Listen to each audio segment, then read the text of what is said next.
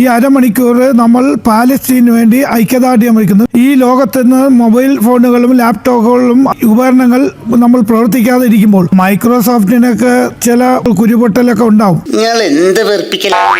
ഒരു പർട്ടിക്കുലർ മതത്തെ മാത്രം പിന്തുണയ്ക്കുന്നതിന്റെ പിന്നിൽ ജൂതന്മാർ കേരളത്തിൽ വലിയ ശക്തിയില്ല, ജൂതന്മാർ ഭാരതത്തിൽ വലിയ ശക്തിയില്ല, അത് കണ്ടുകൊണ്ട് തന്നെയല്ലേ? അല്ല, എന്തെങ്ങനെയൊക്കെ പറയണേ? പിന്നെ ഞാൻ എങ്ങനെയൊക്കെ പറയണം? ശരിയായ ഹ്യൂമാനിറ്റിയോടുള്ള സ്നേഹമാണെങ്കിൽ എല്ലാത്തരം കൊലപാതകങ്ങളെയും അപലപിക്കുകയും ഇതുപോലെ ഫോൺ ഓഫാക്കലും മൈക്രോസോഫ്റ്റിനെ മീശ വിരിച്ച് പീഡിപ്പിക്കുകയും ചെയ്യണ്ടേ? ആദ്യം കേരളത്തിൽ സെൻട്രലൈസ്ഡ് ആയിട്ട് കമ്പ്യൂട്ടറൈസ് ചെയ്തത് AKG സെന്ററാണ്. കമ്പ്യൂട്ടർ ഭീമൻ, തൊഴിൽ വിഴുങ്ങുന്ന ഭീമൻ എന്ന പുസ്തകം എഴുതി വരും. അതായത് ഏതൊന്നിനെ കുറ്റം പറയുന്നു അത് വിഴുങ്ങി ശീലിച്ചിട്ടൊരു പാർട്ടി മാത്രമാണിത്. ഉളുപ്പുണ്ടടാ ചക്കണക്ക്. ഇത് എല്ലാവരും ഏറ്റെടുക്കും എന്നൊന്നും പറഞ്ഞിട്ട് ഇതിനെ നിങ്ങൾ അങ്ങ് പെരുപ്പിച്ച് കാണിക്കാൻ നോക്കണ്ട. ആരും ഏറ്റെടുക്കാൻ പോകുന്നില്ല. കുറെ ഈ പറയുന്ന രാഷ്ട്രീയ അന്ധത ബാധിച്ചിട്ടുള്ള അടിമകളായിട്ടുള്ള കുറെ കമ്മ്യൂണിസ്റ്റുകാർ ചിലപ്പോൾ ചെയ്യുമായിരിക്കും. അത് എല്ലാവരുടെയും തലയിൽ കെട്ടിവെക്കാൻ നോക്കണ്ട.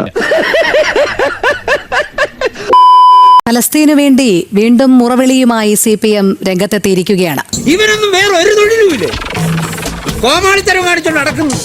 അത് മാത്രം പറയരുത്. ഒരു രാഷ്ട്രീയ പാർട്ടി എന്നുള്ള നിലയിൽ ഇതിനോട് പരസ്യമായ ഐക്യദാർഢ്യം പ്രകടിപ്പിച്ചുകൊണ്ട് ഈ ഡിജിറ്റൽ സമരത്തിൽ പങ്കെടുക്കുന്നതിന് ആഹ്വാനം ചെയ്യാൻ CPIM കഴിഞ്ഞു എന്നുള്ളതിനകത്ത് CPIM ഒരു ചാരിതാർത്ഥ്യമുണ്ട്.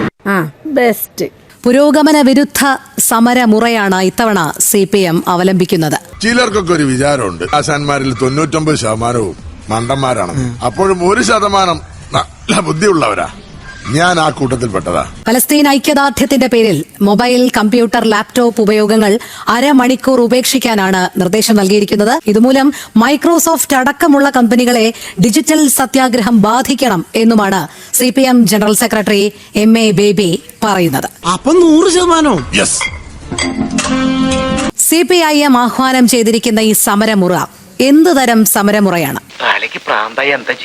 ഡിജിറ്റൽ സാങ്കേതിക വിദ്യയിൽ ഈ ലോകം ആശ്രയിക്കുന്ന ഈ കാലത്ത് എത്രമാത്രം പുരോഗമന വിരുദ്ധമായ നയമാണ് ഇവർ വച്ചു പുലർത്തുന്നത്? ഇതെങ്ങനെ സാധിക്കുന്നു? ഇന്നത്തെ ആധുനിക കാലഘട്ടത്തിൽ സത്യാഗ്രഹത്തിലേക്ക് നമ്മൾ പോകുമ്പോഴത്തേക്ക് അത് ഈ കാലഘട്ടത്തിലേക്ക് പറ്റത്തില്ല. അതുകൊണ്ടാണ് ബഹുമാനപ്പെട്ട CPMന്റെ ജനറൽ സെക്രട്ടറി ആയ MA ബേബി പറഞ്ഞത്, കമ്പ്യൂട്ടറുകൾ, ഫോണുകൾ എല്ലാം ഒരു അരമണിക്കൂർ, ഈ അരമണിക്കൂർ നമ്മൾ പാലസ്തീനു വേണ്ടി ഐക്യദാർഢ്യം വയ്ക്കുന്നു. എന്താണ് ബുദ്ധി ഈ തലവെളി കാണിച്ച് അടക്കല്ലേ പണ്ടാരെ? അത് നമ്മൾ പറഞ്ഞല്ല, ലോകത്തെമ്പാടും അതിന്റെ ഒരു അലയടികളുണ്ട്. ചില പ്രതിസന്ധി ഘട്ടങ്ങളിൽ പാർട്ടി ചില അടവ് നയങ്ങൾ സ്വീകരിക്കാറുണ്ട്. ലോകത്ത് ഏറ്റവും കൂടുതൽ മനുഷ്യക്കുരുതി നടക്കുന്ന അല്ലെങ്കിൽ യുദ്ധം നടക്കുന്ന ഒരു സ്ഥലമാണ് പാലസ്തീൻ. അവിടുത്തെ ജനങ്ങൾ ഒരു നേരത്തെ ആഹാരത്തിന് വേണ്ടി അല്ലെങ്കിൽ കുഞ്ഞുങ്ങൾ ഒരു നേരത്തെ ആഹാരത്തിന് വേണ്ടി ഓടുന്നതാണ്. അതിന് CPM എന്നുള്ള അല്ലെങ്കിൽ ഇടതുപക്ഷത്തിന്റെ പ്രസ്ഥാനത്തിന്റെ ആൾക്കാർ ഇങ്ങനൊരു നമ്മളൊരു പ്രതിഷേധം രേഖപ്പെടുത്തണ്ടേ? കണ്ടോണ്ടിരിക്കാൻ എനിക്ക് വയ്യ, എന്ത് ചെയ്യാം, എന്റെ സ്വഭാവമായി പോയി. അരമണിക്കൂർ ഈ ലോകത്ത് നിന്ന് മൊബൈൽ ഫോണുകളും ലാപ്ടോപ്പുകളും ഉപകരണങ്ങൾ നമ്മൾ പ്രവർത്തിക്കാതെ ഇരിക്കുമ്പോൾ മൈക്രോസോഫ്റ്റിനൊക്കെ ചില കുരുപൊട്ടലൊക്കെ ഉണ്ടാവും. അരമണിക്കൂർ നിൽക്കുമെന്ന് പറയുന്നത് വമ്പന്മാർക്ക് വളരെ അത് തിരിച്ചടിയാണ്, ഒരു സംശയവുമില്ല. ഒരു മാറ്റവും ഇല്ലല്ലോ. എവിടെയൊക്കെ മനുഷ്യകുരുതികൾ വരുന്നു അവിടെയെല്ലാം നമ്മൾ ഇനിയുള്ള പഴയ കാലഘട്ടത്തിലേക്കുള്ള ഈ സത്യാഗ്രഹങ്ങൾ മാറ്റിവെച്ചുകൊണ്ട് ഇങ്ങനെയുള്ള ഒരു പ്രതിഷേധം രേഖപ്പെടുത്താനാണ്. എന്റെ ഒരു വേഷമേ നീ കണ്ടിട്ടുള്ളൂ, താമസിയാതെ പല വേഷങ്ങളും നിനക്ക് കാണാം. ഒരുപക്ഷെ MA ബേബിയുടെ ഈ പ്രസ്താവന കേരളത്തിലുള്ള CPM അനുഭാവികൾ കേൾക്കുമായിരിക്കും. ഭാരതത്തോട് അദ്ദേഹം ഇത് ആഹ്വാനം ചെയ്യുമ്പോൾ ഉത്തരവാദിത്വമുള്ള ഒരു CPM പ്രസ്ഥാനം എന്നുള്ള ഒരു രാഷ്ട്രീയ പ്രസ്ഥാനം എന്നുള്ള രീതിയിൽ എന്ത് അവകാശമാണ് ഇത്തരത്തിൽ ജനങ്ങളെ ആകെ അല്ലെങ്കിൽ അവരുടെ പ്രവൃത്തികളെയൊക്കെ സ്തംഭിപ്പിക്കുക എന്നുള്ളത്? ഇടതുപക്ഷ പാർട്ടികൾ എന്ന് പറയുന്നത് അവരുടെ പ്രതിഷേധം രേഖപ്പെടുത്തുമ്പോൾ ഇന്ത്യക്ക് അത് കേരളത്തിൽ മാത്രമേ അലയടിക്കുള്ളൂ എന്ന് രോഗിനിക്ക് എവിടെ നിന്ന് കിട്ടിയെന്ന് എനിക്ക് മനസ്സിലാവുന്നില്ല. അത് നിർബന്ധപൂർവ്വം അല്ലാതെ ജനങ്ങൾക്ക്, പാലസ്തീൻ ജനങ്ങൾക്ക് ഐക്യദാർഢ്യം പ്രഖ്യാപിക്കാൻ വേണ്ടി MA ബേബിയെ പോലെ ആൾക്കാർ ഇങ്ങനെ പറയുമ്പോഴത്തേക്ക് ഒട്ടുമിക്ക ജനങ്ങളും, ഇന്ത്യക്കകത്ത് ഒട്ടുമിക്ക ആൾക്കാരും അതിനെ നെഞ്ചിലേറ്റും. ആഗോള ഭീമന്മാർക്ക് മുന്നറിയിപ്പാവെന്നൊക്കെ പറയുന്നത് അങ്ങനെയൊന്നും ഉണ്ടാകാൻ പോകുന്നില്ല. അങ്ങനെ ഒരു മണ്ണാങ്കട്ട ഉണ്ടാകാൻ പോകുന്നില്ല. ഇതെന്ത് പണ്ടാരാണ്? ഓരോന്ന് ഒപ്പിച്ചോണ്ട് വരാൻ മനുഷ്യൻ കിടന്നു വിടുന്ന പാട്. ഇവിടെ മൈക്രോസോഫ്റ്റിന് എന്തെങ്കിലും സംഭവിക്കുമോ എന്നൊക്കെ നമ്മൾ ചോദിക്കുന്നത് ശരിയാണെന്ന് ഞാൻ പറയില്ല. കാരണം സമരത്തിന് അങ്ങനെ പ്രതീകാത്മകമായിട്ട് പലതും നമ്മൾ ചെയ്യും. പക്ഷെ അതിലെ കാര്യം എന്താന്ന് പറഞ്ഞു കഴിഞ്ഞാൽ, ഇവിടെ മറ്റുള്ള ആളുകൾ സമരം പ്രഖ്യാപിക്കുന്ന സമയത്ത് അവിടെ വന്നുകൊണ്ട് നിങ്ങളിപ്പോ സമരം അങ്ങോട്ട് പറഞ്ഞാൽ ഉടനെ പെട്രോളിന്റെ വില കുറയുമോ എന്നൊക്കെ വന്നിട്ട് ഈ CPM-കാർ ഇടയ്ക്ക് ചോദിക്കാറുണ്ട്. ആ ചോദ്യം ഇനി നിങ്ങൾ ചോദിക്കാൻ പാടില്ല എന്നുള്ളതാണ് ഇവിടെ ആമുഖമായിട്ട് എനിക്ക് പറയാനുള്ളത്. ഇത് പ്രതീകാത്മകമാണ് എന്ന് നിങ്ങൾ സമ്മതിച്ച സ്ഥിതിക്ക് അത് ബാക്കിയുള്ള ആളുകൾക്കും അതിനുള്ള അവകാശം ഉണ്ടെന്നുള്ളത് നിങ്ങൾ സമ്മതിക്കാം. നമ്മൾ ഇനി എന്ത് ചെയ്യും മല്ലയ്യ? ഇവിടെ പറഞ്ഞു വെക്കുന്ന എന്താണ്, ഇങ്ങനെ പറഞ്ഞു കഴിയുമ്പോൾ ആഗോളതലത്തിൽ എല്ലാവരും ഏറ്റെടുക്കുമെന്നൊക്കെയാണ് പറയുന്നത്. ആരും ഏറ്റെടുക്കാനൊന്നും പോകുന്നില്ല. കുറച്ച് ഈ വിഷയത്തിന്റെ യാഥാർത്ഥ്യം അറിയാത്ത ഈ ഇടതുപക്ഷവും ഈ ഇസ്ലാമോ ലെഫ്റ്റ് എന്ന് പറയുന്ന ഒരു ആക്സിസ് ഇവിടെ പടച്ചു വിടുന്ന നുണകൾ വിശ്വസിച്ചിട്ടുള്ള ആളുകൾ മാത്രമാണ് ഇത് ഏറ്റെടുക്കാൻ പോകുന്നത്. കുറെ വോക്കുകൾ മാത്രമാണ് ഇത് ഏറ്റെടുക്കാൻ പോകുന്നത്. അപ്പൊ എന്റെ വിത്തി കണ്ടത്തിൽ ഇറങ്ങില്ല. ഇല്ല. ഒരു ആഗോളതലത്തിൽ നമ്മൾ നോക്കുകയാണെന്നുണ്ടെങ്കിൽ ഈ ഒരു സമരമുറ ഏറ്റവും മികച്ച രീതിയിൽ തോറ്റ് അമ്പാൻ പോകുന്ന ഒരു സ്ഥലം അത് ലോകത്ത് എവിടെയെങ്കിലും ഉണ്ടെന്നുണ്ടെങ്കിൽ അത് ഇന്ത്യ ആയിരിക്കും എന്നുള്ളതാണ് അതിൽ പ്രധാനപ്പെട്ട ഒരു കാര്യം. കൊറേ പ്രോഗ്രസ് ഉണ്ടാക്കാൻ നോക്കി, അതിനൊക്കെ നിഷ്പ്രഭമാക്കിക്കൊണ്ട് അവൻ മുന്നേറിക്കൊണ്ടിരിക്കുകയാണ്. ഇന്ത്യയിൽ ഇത് ആരും ഏറ്റെടുക്കാൻ പോകുന്നില്ല എന്നുള്ളതിന് ഇനി ആരെങ്കിലും എടുത്താൽ തന്നെ സംഭവിക്കാൻ പോകുന്നത് അത് നിങ്ങൾക്ക് വിജയിപ്പിക്കാൻ കഴിയില്ല എന്നുള്ളതാണ്. ഇവിടെ സുഡിയോ ബഹിഷ്കരണം എന്ന് പറഞ്ഞിറങ്ങി തിരിച്ച ആളുകളുടെ അവസ്ഥ നമ്മൾ കണ്ടതാണ്. അത് 8 നിലയിലാണ് പൊട്ടിയത്. അതിനുശേഷം പല അടവുകൾ അവർ പരീക്ഷിച്ചു, ഒന്നും വിജയിച്ചിട്ടില്ല. ഇനി ഇതും വിജയിക്കാൻ പോകുന്നില്ല. നീ എവിടെ പരിപാടി അവതരിപ്പിച്ചാലും ഇത് തന്നെയാണല്ലോ നിന്റെ വിധി. ഇവിടെ പറഞ്ഞ എന്താണ്, അവിടെ പട്ടിണി, അവിടെ മരണം, ആളുകളെ കൊല്ലുന്നു എന്നൊക്കെ പറയുന്ന കാര്യമാണ്. അപ്പൊ ഞാൻ നിങ്ങളോട് ചോദിക്കുന്നു, ഒരു വാക്ക് ഈ പറയുന്ന ഒക്ടോബർ 7 അവിടെ നിന്ന് തട്ടിക്കൊണ്ട് പോയിട്ട് ആ 1200ഓളം ആളുകൾ അവിടെ കൊന്നു തള്ളിയിട്ട് അവരെ റേപ്പ് ചെയ്തിട്ട് ഇന്നിപ്പോ ഏറ്റവും ലേറ്റസ്റ്റ് ആയിട്ടുള്ള റിപ്പോർട്ട് വന്നിരിക്കുന്നത് ഹമാസ് ഈ പറയുന്ന ആളുകളിൽ നിന്ന് പിടിച്ചെടുത്തിട്ടുള്ള ഹോസ്റ്റേഴ്സ് ആയിട്ട് വെച്ച ആളുകളും അല്ലാതെയുള്ള ആളുകളെയും റേപ്പ് അടക്കമുള്ള കാര്യങ്ങൾ ചെയ്തിട്ടുണ്ട് എന്നുള്ളത് ഇവിടെ വന്നിരിക്കുകയാണ്, പുറത്ത് റിപ്പോർട്ട് വന്നിരിക്കുകയാണ്. ഇന്നും അതിൽ പെടുന്ന 50ഓളം ആളുകളെ ഇന്നും അവിടെ ബന്ദികളാക്കി വെച്ചിരിക്കുന്നത്. അവർ ജീവിച്ചിരിപ്പുണ്ടോ മരിച്ചിട്ടുണ്ടോ എന്ന് പോലും അറിയില്ല.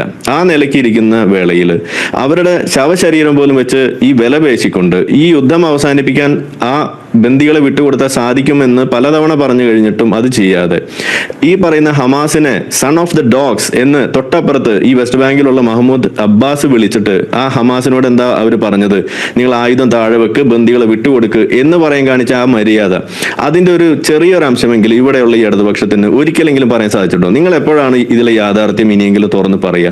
എടാ വേലവയ്പാ, നിന്റെ വായിലെ നാവുകൊണ്ട് പച്ചവെള്ളം പോലും മരുന്നാക്കി വെക്കുന്നവനല്ലേ നീ? ഇത് പണ്ടത്തെ പോലെയല്ല. നിങ്ങളുടെ പാർട്ടി ക്ലാസ് വിശ്വസിച്ചിട്ട് അന്തം വിട്ടു നടക്കുന്ന കുറെ കമ്മ്യൂണിസ്റ്റുകാരല്ല ഇന്ന് ജീവനോടെ ഉള്ളത്. ബോധവും വിവരമുള്ള മറ്റു മനുഷ്യന്മാരും ഇവിടെ ഉണ്ട്. വാർത്ത വായിക്കുന്ന ആളുകൾ ദേശാഭിമാനി മാത്രമല്ല ഇന്ന് നാട്ടുകാർ വായിക്കുന്നതെന്ന് നിങ്ങൾ തിരിച്ചറിയാം. ഇവിടെ ഇനി ഒരാൾ മരിച്ചാലും അത് നമുക്ക് പ്രശ്നം തന്നെയാണ്. ഗാസയിൽ നിന്നല്ല, ലോകത്ത് എവിടെ ആള് അതേപോലെ ഒരാൾ മരിച്ചാലും നമുക്ക് പ്രശ്നമാണ്. പക്ഷെ നിങ്ങൾക്ക് അങ്ങനെ പ്രശ്നമാവുന്നുണ്ടോ? നിങ്ങൾ എപ്പോഴെങ്കിലും ഈ പറയുന്ന വിഷയത്തിൽ ഇസ്രായേലിന്റെ ഭാഗം നിങ്ങൾ പറഞ്ഞിട്ടില്ല എന്നുള്ളത് ഞാൻ ഇവിടെ പറഞ്ഞു. നിങ്ങൾ പറഞ്ഞിട്ടില്ല, ഒരിക്കൽ പോലും നിങ്ങൾ അത് പറഞ്ഞിട്ടില്ല. അതങ്ങനെ വരൂ, അതങ്ങനെ സംഭവിക്കൂ. ഞാൻ അതുകൊണ്ട് പറയാണ്, ബ്രിങ് ദം ഹോം എന്ന് നമ്മൾ പറയുന്നു. ഈ പറയുന്ന യെല്ലോ പിൻ അത് അതിനെ കാണിക്കുന്നതാണ്. നിങ്ങളിൽ എത്ര പേര് അത് ഇവിടെ അണിയാനോ ആ പറയുന്ന ഒരു വിഷയത്തിന്റെ ശ്രദ്ധ ക്ഷണിക്കാനോ നിങ്ങൾ എപ്പോഴെങ്കിലും ഒരു തവണയെങ്കിലും നിങ്ങൾ ശ്രമിച്ചിട്ടുണ്ടോ? നിങ്ങളെ കൊണ്ടായിട്ടില്ല. അപ്പൊ നിങ്ങൾ ഇരട്ടത്താപ്പ് അവിടെ വ്യക്തമാണ്.